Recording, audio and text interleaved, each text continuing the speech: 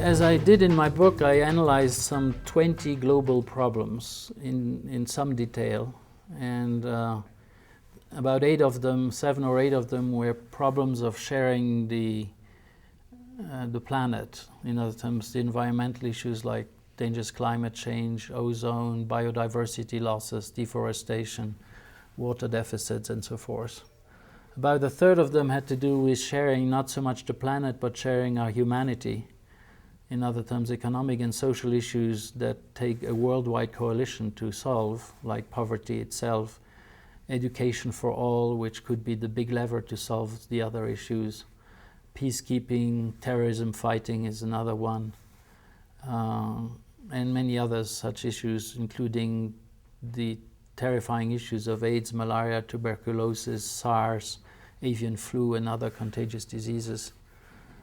As well as natural disaster mitigation. Natural disasters are running at 15 times the rate of the 1950s.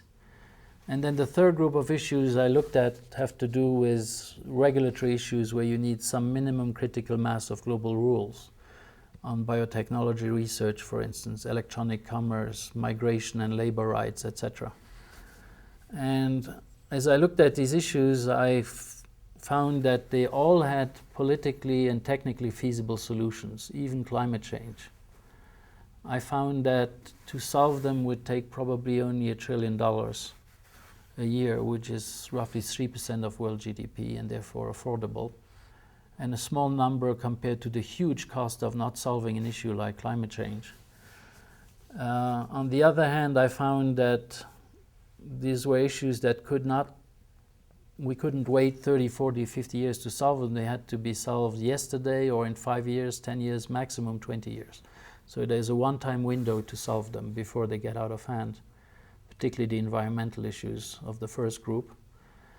And the fourth thing I found is that none of them, with the exception of ozone, which is the exception that proves the rule, none of these 20 issues were seriously being solved by the international system.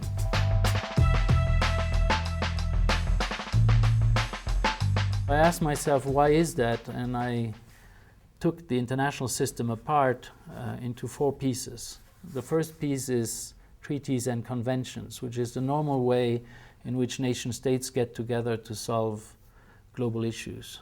And that is a very slow world and a very ritualistic world and a very minimalist world. To give you an example, there are some 250 treaties in the environmental area alone that have been put in motion since the 60s, and yet there's been no progress on any front in the environment whatsoever.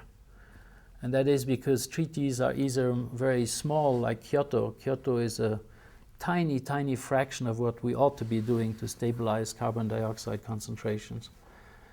Or the treaties are not so small, but they have a problem because many important countries are missing in them. For instance, the Fisheries Treaty of December 2001 looks okay, but then 15 of the top 20 fishing nations are not in it. Or you have a treaty that looks all right, but it has no enforcement powers. So the treaty system itself doesn't produce the solutions to these big global issues. The second part are the big UN summits, which are not very good at coming out with crisp solutions to issues like global warming or drug trading, etc.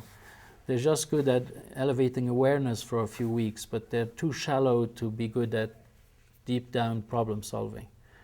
The same goes for the third part of the international system, which is groupings like the G8 or the G20, which is an offspring of the G8, which are the closest we have to world government, but they're very shallow as well. They're much more interested in announcement effects than in long-term brainstorming on issues like the ones I mentioned.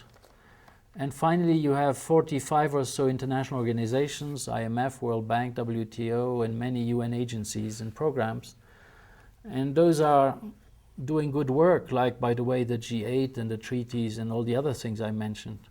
But they're not able to take on an issue like deforestation and say, I'm the World Bank, I will now solve the deforestation problem, because they're not independent enough from the owners of these institutions, which are the 185 or so nation states.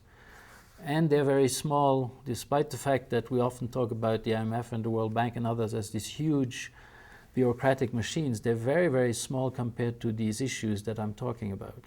So you have a four-part international system, which isn't bad in itself, but it's not been very good at solving these global issues.